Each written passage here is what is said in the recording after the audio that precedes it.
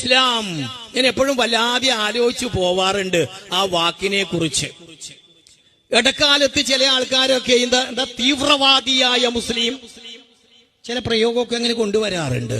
എനിക്ക് തിരിഞ്ഞിട്ടേ ഇല്ല അതിന്റെ അർത്ഥം എന്താണെന്ന്. കാരണം മുസൽമാൻ എന്ന് പറഞ്ഞാല്, അല്ലെ ഇസ്ലാം മതവിശ്വാസി എന്ന് പറഞ്ഞാല് ശാന്തിയും സമാധാനവും ആഗ്രഹിക്കുന്നവനാണ്. ഉണങ്ങിയ പച്ചമുളക് എന്ന് പറയാൻ കഴിയും നമുക്ക്? ഉണങ്ങിയ പച്ചമുളക്, ഒരു ഗ്ലാസ് ചൂടുള്ള പച്ചവെള്ളം വേണമെന്ന് പറഞ്ഞാല് എന്ത് അസംബന്ധമായിരിക്കും? അതുപോലെ അസംബന്ധമാണ് തീവ്രവാദിയായ മുസ്ലിം എന്ന് പറയുന്നത്. മുസ്ലിമിന് ഒരിക്കലും തീവ്രവാദിയാവാൻ കഴിയില്ല.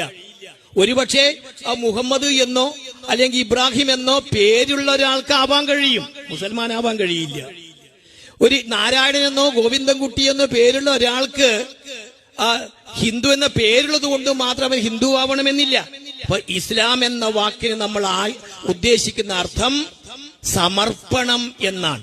റബ്ബുൽ ആലമീനായ തമ്പുരാന് മുമ്പില് നമ്മെ സമർപ്പണം ചെയ്താൽ, ഹിന്ദുവിന്റെ ഭാഷ കടം വാങ്ങിച്ചാല് ത്വമേവ മാതാ ച പിതാ ത്വമേവ ത്വമേവ ബന്ധുശ്ച സഖാ ത്വമേവ ത്വമേവ വിദ്യാ ദ്രവിണം ത്വമേവ ത്വമേവ സർവം മമ ദേവദേവ എന്ന് അറിയുകയാണെങ്കിൽ നമുക്ക് തീർച്ചയായിട്ടും ഈ ഏകതയുടെ മഹത്തായ സന്ദേശത്തിലേക്ക് എത്താൻ കഴിയും.